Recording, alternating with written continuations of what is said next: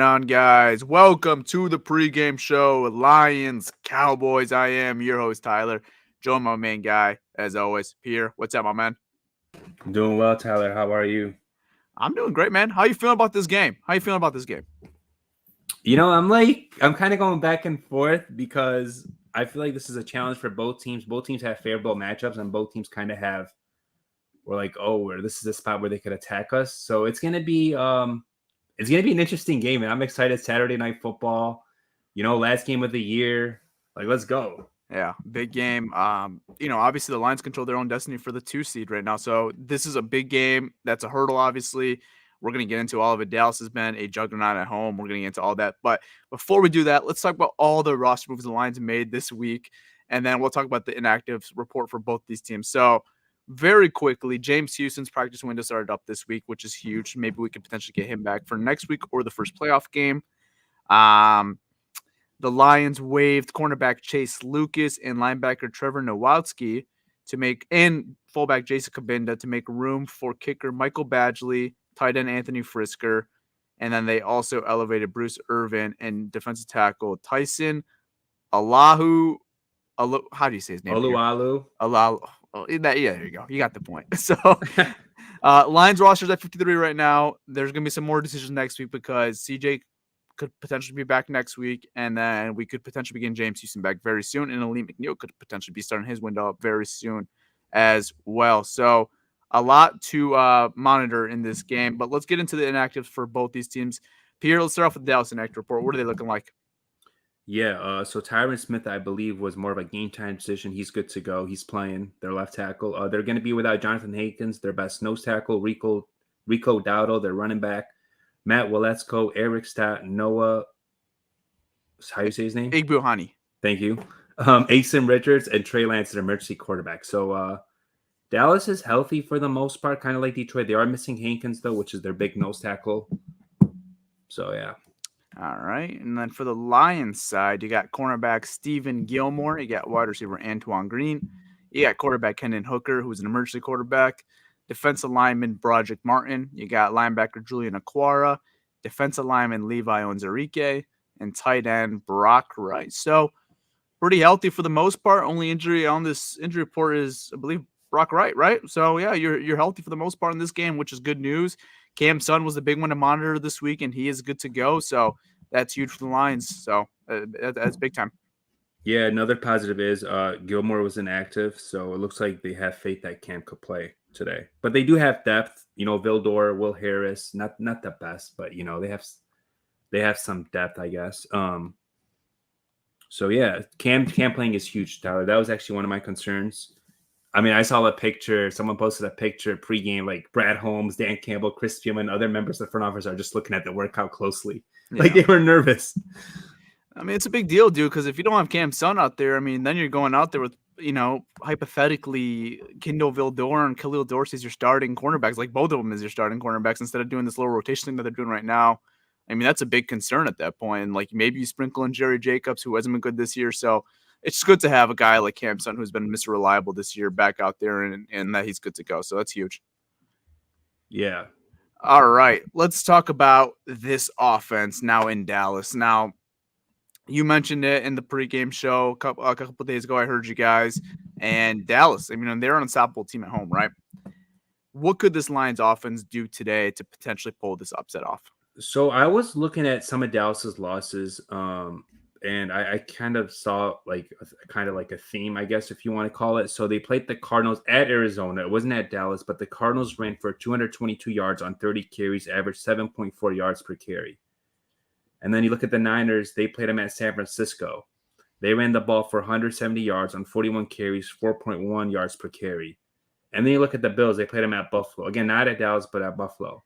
They ran the ball for 266 yards on 49 carries, 5.4 yards per carry. And then the Lions rushing attack ranks third in the NFL, averaging 141.1 yards. And I also think this is the best O-line that Dallas defense has seen this year. Niners O-line is not that good. It's their scheme. So, I mean, they got a good player in Trent Williams, but they're not as stacked as the Lions offensive line, So I do think this is one of Dallas's biggest challenge. And Mike McCarthy said this is the biggest challenge we faced all year in terms of the Lions as a team. And I think he was maybe more referring to the offense and how balanced they are in throwing and running the ball in that O-line they got up front. For sure. I mean, they saw last year. I mean, Lions didn't win the game last year when they played the Cowboys. They were very limited offensively when they played them last year. But the Lions gave Dallas a fight last year, even with the limited roster. They didn't have Amon-Ra St. Brown. They didn't have DeAndre Swift. They didn't have DJ Chark in that game. And their offense didn't produce many points. They only produced 6 points. But the Lions team itself gave a ball game all the way till the fourth quarter last time. So Mike McCarthy knows this team is ready to go. And they're going to be a gritty team. And they're not going to be a team that's going to fold over right away. And offensively, I know you mentioned those stats on the road. I think Detroit's got to try to implement a run game in this one. And I feel confident they will. Something they did last week that was very successful versus Minnesota was the time of possession game. The Lions won the time possession game 38 minutes to 21 minutes to Minnesota. So they ate up a lot of clock for Minnesota. And I think a big key to success for Detroit in this game is keeping that Dallas offense off the field that loves to score points in that dome in Jerry's world. If you can keep them off the field and you can own this time possession game and you're scoring touchdowns, I mean, that's where I think the Lions could pull off. I don't even like to say the word upset because we're an 11-5 team or 11-4 team at the end of the day. And they are a 10-win team right now than us. But I know what people are going to say because Dallas is a great team. They're similar teams. They're similar teams. So I don't like to say the word upset, but to pull this win in Dallas, a big gritty win. And, for the Lions, man, you came off a huge win last week in Minnesota. You clinched the NFC North for the first time in 30 years. How are you going to bounce back off of that? Like, this is where you got to keep building up from that. Like, it's not just win the North and then settle for just going to the playoffs. Like, you should want more than that. And even Dan Campbell earlier in the week said, we're going for the number 2 seed. And they have an opportunity to control their own destiny for that number 2 seed by winning this game in Dallas and winning next week in Minnesota. So they shouldn't be content right now, this Lions team. So I hope they're hungry and hope they bring their A game on offense and win this game in Dallas. Then another thing with the Lions is they're actually 5-0 on primetime under Dan Campbell, like primetime night games. So that's good. They show up when the lights shine. But Dallas has won 17 straight at home. But, hey, streaks are meant to be broken. The Lions haven't won a division in 30 years, and they won their division, The Lions also, when they have the starting offensive line this year, they're undefeated.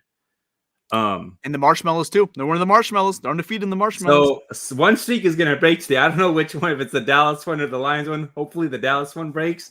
But it's a pretty even Vegas, I think they had it at -6. Now it's to -4.5. Yeah. So people are betting on Detroit. Obviously, that lowered the number. So I mean, it's going to be a close game. But just to start it off, though, you run the damn ball and out that running game, get your play action game going. And if you do that, you win this game. Yeah. You don't want to go in a shootout with Dallas. That's especially with their pass rushers. They got a guy that people don't really talk about a lot that rushes, Osa Odigizua. He doesn't have a lot of sacks, but he has 35 pressures. And then obviously we know what DeMarcus Lawrence and Micah Parsons could do. So they have 3 good one great pass rusher, 1 really good pass rusher, and 1 good pass rusher, I guess. So they got a good D-line. It's going to be a hell of a matchup, man. This is good versus good right now. I mean, this Lions offensive line has been balling the last 2 weeks. Now you got this Dallas pass rush coming in. Like, it's going to be a hell of a matchup to watch. And I can't wait for it, man. Penei Sewell versus Micah Parsons, like that. It doesn't get much better than that. So, oh yeah, if you love football, that's an elite matchup right there. 2 of the best at their respective positions. It's fun to see that going. But one thing though, Tyler, is so the Cowboys play a lot of man coverage, and this year Jared Goff has been really good at man. So I have the receivers. He's thrown 17 touchdowns to 0 picks. Versus zone, he's been 10 touchdowns and 10 picks. I wouldn't be shocked if Dallas throws a little wrinkle and play a little more zone today, just by what's on tape. It's possible. But yeah, I think they are going to play a little more zone. I think the Lions probably will know that too, because Dan Quinn is a heck of a coordinator and he knows how to use his guys. If they play man, I could see the Lions taking some shots down the field if they have some protection, because there's corners. They have good corners, but they gamble at the ball. Deron Bland. So he has a lot of picks, but he's also giving up a lot of yards as well. Yeah. This is a good, I think, measuring stick for the Detroit Lions. Like, I don't want to call this a preseason game, but it's like almost a preseason game for the playoffs to a certain extent. Like, I think, like, it's a good measuring stick. Like, how are you going to look when we get into January? And I like that they're playing a good team on the road in late December right before the playoffs. I think it's a great test for this football team. as they prepare for the playoffs, because this is obviously a team that's already clinched the playoffs. They're a team, like you said, are very similar to the Lions. So a great measuring stick, and I think it's going to be a hell of a battle. Like we said about Micah Parsons and Penei Sewell, Dan Quinn versus Ben Johnson. Those are going to probably be the two hottest head coaching candidates, in this offseason. So it's a lot of good matchups on both sides of the ball, man. It's going to be a hell of a matchup for both teams. Yeah, you want to get more into the defense? Yeah, that's the concern right now. What are your keys for defense for the Lions? All right, so the Lions have a history of struggling with mobile quarterbacks. Dak isn't necessarily mobile, but he could run when he needs to. So I would say try to keep him in the pocket. Don't let him get out of the pocket, because that's when disaster happens for this defense. We've seen it with Justin Fields, with Jordan Love. Those guys get out of the pocket. They either run for it, guys are running wide open. It's basically the scramble drill. It's hard to cover that long. So get pressure on him. They have a good O-line. Well, they have some good players O-line, but they do have a big weakness at right tackle, Terrence Steele. The guy has given up 49 pressures. He has 7 sacks allowed, and he also has 7 penalties. The Cowboys fans, if you talk to Cowboys fans about Terrence Steele, they hate them and they want him gone. He's one of their weak link, and then their center, he's not necessarily a weak link, but he's not he's average, I guess. Tyler Biadasz, but their other guys, they're all good. Tyron Smith, Zach Martin. Who's the other Smith guard? What's Tyler Smith? Those guys are good. So right side. And also, left tackle Tyron Smith is also dealing with a back. So we don't know how he is, if he's 100 or if he's going to be limited a little. We'll see. And if I'm not mistaken, Hutch had a great game last year versus the Cowboys, and it was against Justin Steele, or at least he was one of the guys that Hutch was having a big deal, right? Yeah, Terrence Steele, yeah. So, look maybe for a potential big day. I mean, the Lions elevated Bruce Irvin, which is good for the defensive line. I think he's one of your better pass rushers. And then look for Hutch, man. They potentially have a little bounce back. Obviously it's been an interesting year for Hutch. Like, he's having a shit ton of pressures, but just not getting home and finishing the sacks. I think it'd be awesome, if he can get a couple sacks in this game, which, like I said, last year had a big game versus the Cowboys. So hopefully he could repeat that today. And just looking back at that matchup last year, obviously personnel changed a lot on both sides, where, the Cowboys had Zeke. They had a whole new play call. They had Kellen Moore as their OC last year. So a lot has changed. But just looking back at what the Lions did defensively last year, they did a very, very good job at holding the Cowboys offense and giving them a chance to win that game. Lions offense could not muster anything against that Dallas defense last year because they had so many injuries. But defensively, they did a very, very good job against Dallas. So maybe Aaron Glenn has a bit of a knowing of what Dallas could, potentially do this week versus this Lions defense. So, you got a little better personnel this year around too than last year. I mean, last year I was looking at who were the corners last year. Not that we have much better corners now, but we had Jeff Okudah, AJ Parker, and Emmanuel Warrior starting that game. AJ Parker was starting that game? AJ Parker was starting that game against CeeDee Lamb. So that was beginning of the year. Yeah, it was week 6, I believe. Week 6 or week 7. Wow. Okay. So, I mean, obviously a lot has changed since that to now, but they had a great game plan. So maybe just maybe, cause some turnovers. Dak is prone to some turnovers. I know he plays phenomenal at home, but if they can cause some turnovers, look out. But, how realistic is that? We'll see. I mean, this defense has been so inconsistent, man. Like they've been better the last few weeks, though, in terms of causing turnovers. They have for sure. I mean, last week they caused 4 turnovers, but they let Nick Mullins throw for 400 yards. So yeah, it's like kind of like a bend but don't break defense. Kind of, yeah. And the Denver game was phenomenal, right? So yeah, I mean, we'll see. It is so it's so hard to predict what to get out of this defense from a week to week basis. You kind of just got to sit back and watch and see what's going to happen. But it'll be interesting because this is obviously, like I said, one of the better offenses, and especially at home, they're very, very scary. So, guy like Brian Branch, we need a big week out of you. This is a big matchup. They're gonna, ask you to to go against CeeDee Lamb. A lot of CeeDee Lamb. I'm sure they'll bracket him, but if you do that too, it's probably gonna be Dorsey on Cuss because he's the speedy guy. Dorsey's a speedy guy, and then maybe whoever else on the cam on Gallup. Gallup probably, yeah. That's probably the main matchups, but speaking of those receivers, Tyler, I mean, CeeDee Lamb is one of the best receivers in the league. He's up there. That guy, he's special, man. He's a really good player. He's fast. And then you got, we talk about who do you want to circle? I'd say a lot of those, maybe 3 of those offensive line you circle. They have 3 really good offensive linemen. You circle CeeDee Lamb and you circle Dak. Dak is playing at a high level right now. He has 3,892 yards, 5th in the league, 30 touchdowns, 1st in the league, and 7 picks, which is tied for 23rd. He's playing really, really good football. So, is this a game where we've obviously seen Aaron Glenn dial up the blitz a lot more? Do you think you could see some of that more today? I don't know if you want to leave those guys one-on-one against those receivers. I mean, all of them are good. Brandon Cooks is a guy who could take the top off. Do you really want to leave him one-on-one with no help? It's just tough because if your front four is not getting home and not getting home consistently, then I feel like it's the same issues. Like that you're giving all these receivers all this time to get open, and you don't have the greatest secondary, and that could be an issue too. So I think we'll see some time stuff, but I don't think it's gonna be like every snap is gonna be like a blitz. I think we'll see kind of like last week. They don't blitz like every snap, but they did blitz a little. They mix it in, yeah. They mix it in, yeah. I think we'll see that. But Michael Gallup, he's not having the best year, but he's another guy. I mean, he's a good receiver.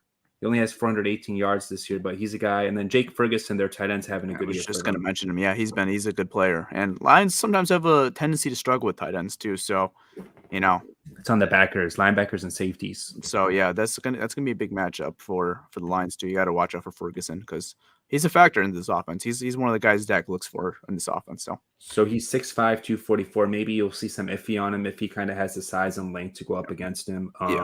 I wouldn't put Kirby on him. Kirby's like 5'10" or 5'11", whatever that is. But I mean, they're good, Tyler. They're good. This is good versus good, man. Good teams versus good team. But the weakness, I think the Lions' weakness versus Dallas is kind of stopping the pass, and then Dallas' weakness against the Lions is stopping the run. So yeah, it's on. We'll see, man. I mean, I don't know. Is Dallas going to come out just throwing the ball? Or are the Lions just going to come out try to slow down the game? We'll see what happens. I could see Dallas trying to let's put these guys away fast. Let's force Detroit to throw the ball and kind of force them into mistakes.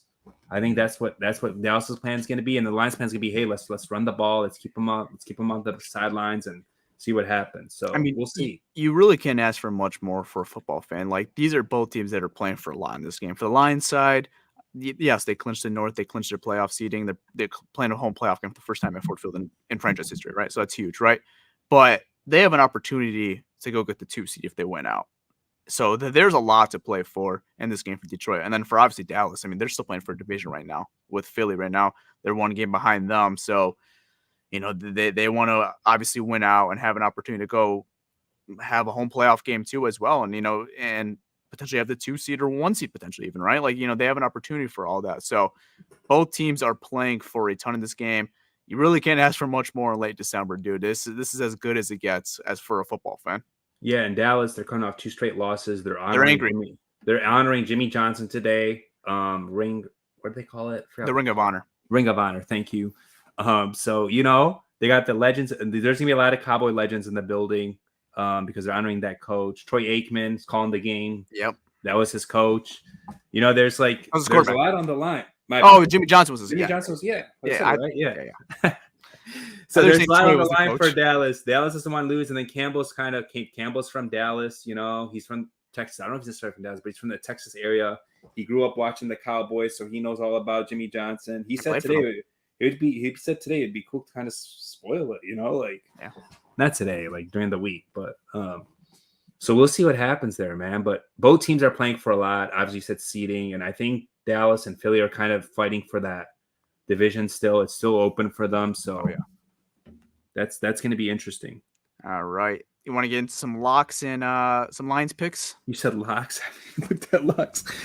We go Lions picks first. Let's do Lions picks. Yeah, we'll do our Lions picks first. All right. So Lions. Okay, I want to check what's the live odds at. So it's still 4.5. Live. The line is still at 4.5. I'll start off with you, Pierre. What do you got? I've been going back and forth, but I just think Dallas losing 2 straight. Jimmy Johnson, Ring of Honor. They don't want to lose 3 straight going in. I think Dallas wins, but I think Lions cover. Let's go 27-24 Dallas. Okay. I want us to win, but I just think Dallas is this is kind of sort of, I don't want to say must win, but it's kind of like a must win for Dallas. It's big for them. I mean, like they clinched a playoff spot already and are presumably already going to be at the very minimum a 5th seed. But like they need this game like very badly. I mean, They're just not good getting on the some, road, you know. yeah. I mean, just So getting some momentum going into the playoffs and like for them, we talk about how important for having a home playoff game for Detroit is. I mean, it's just as important, I think, for Dallas, if not yeah, more, honestly. yeah. So I'm gonna go with that, and then my bold prediction is gonna be Hutch has 2.5 sacks and a forced fumble. Okay, I like it. All right, we'll go with Malcolm's pick. So he's going 37-28 Dallas. So he has Dallas winning and covering in this game. So there is that. And for both prediction, there will be 5 total turnovers in this game between both teams. So that is his Lions pick of the week. And Pierre, like you, man, I don't know where to go with this game. I could really see this going either way. I'm really hoping there's not a hangover for the Lions after winning that NFC North. I don't think they will because Dan Campbell is going to have his boys ready to go. Right. The goal is the 2 seed, right? Dan Campbell said himself. It's not like we're just saying that. He said it himself. Dan Campbell has his team saying that we're fighting for the 2 seed right now. It's something that we Yeah. can control. Give me the Lions, man. Give me the Lions. I think they're going to cover, but not only cover, they're going to outright win this game. I think this offense is ready to go. I think the defense is going to make some plays when they're going to need to make some plays. Give me the Lions in a high-scoring game. I'm going to go 31-28, Detroit. Okay, I like that. I mean, I could see. I think this game is just going to be back and forth. I don't think it's going to be one team's going to hold on to lead. I think it's just going to keep. Last team has the ball. Basically, is probably going to win the game. I was literally just going to say, whoever is going to have the ball last, I think, wins this game. Yeah. And the turnover battle is going to be absolutely huge in this game. Like, Absolutely. whoever wins that turnover battle, I think is going to win this game. Yeah. And as far as a bold prediction, I got an interesting one. It's kind of close to yours, but a little different. That's fine. The 2022 Lions draft class will combine for 4 sacks in this game. So that's including Aiden Hutchinson and Josh Pascal.